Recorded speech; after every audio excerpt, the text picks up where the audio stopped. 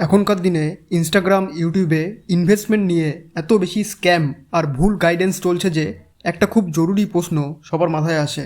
কিভাবে বুঝবেন আপনি যার মাধ্যমে মিউচুয়াল ফান্ডে ইনভেস্ট করতে যাচ্ছেন তিনি আসলেই জেনুইন কিনা, আপনার টাকা নিয়ে পালিয়ে যাবে কিনা, কিভাবে একজন রেজিস্টার্ড মিউচুয়াল ফান্ড ডিস্ট্রিবিউটরকে চিনবেন, আর কেন এটা আপনার ইনভেস্টমেন্টের জন্য এতটা গুরুত্বপূর্ণ।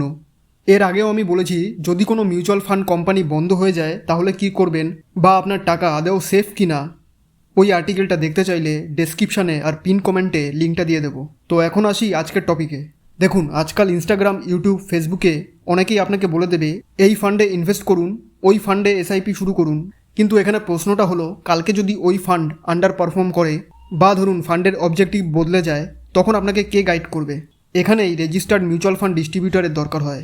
তার কাজ শুধুই ফান্ড সাজেস্ট করে না, কোন সময় টাকা তুললে বেশি লাভ করতে পারবেন সেটা বলা, আন্ডার পারফর্ম ফান্ড থেকে সুইচ করা, আরও অনেক কিছু। আপনি হয়তো টিভিতে শুনেছেন মিউচুয়াল ফান্ড সাই হ্যায়।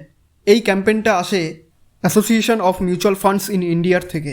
মিউচুয়াল ফান্ডের ব্যাপারে গ্রাহকদের মধ্যে অ্যাওয়ারনেস বাড়ানোর জন্য এই ক্যাম্পেইনটি চালানো হয়। আর এটাই হলো সেই অফিসিয়াল বডি যারা ভারতে মিউচুয়াল ফান্ড ইন্ডাস্ট্রিতে থাকা ডিস্ট্রিবিউটরদের রেজিস্ট্রেশন দেয়। তাই আপনি যার মাধ্যমে ইনভেস্ট করতে যাচ্ছেন তিনি রেজিস্টার্ড কিনা এটা চেক করা আপনার প্রথম কাজ। কিভাবে চেক করবেন? খুবই সহজ। গুগলে সার্চ করুন locate a mutual fund distributor, তারপর এমফি ইন্ডিয়ার ওয়েবসাইটে ঢুকুন। সেখানে আপনি সেই ব্যক্তি বা সংস্থার নাম বা এআরএন নম্বর দিয়ে সার্চ করতে পারবেন।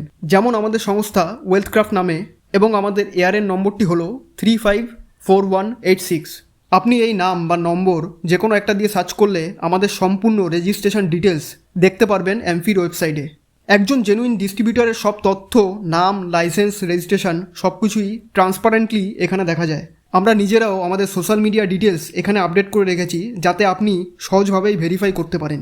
তাই জন্যে ইনভেস্ট যদি রেজিস্টার্ড মিউচুয়াল ফান্ড ডিস্ট্রিবিউটরের মাধ্যমে করেন তাহলে টাকা নিয়ে পালিয়ে যাওয়ার কোনো ব্যাপার নেই, কারণ এটার নিয়ন্ত্রণ আপনার হাতেই থাকে এবং আপনি সেটা ট্র্যাকও করতে পারবেন।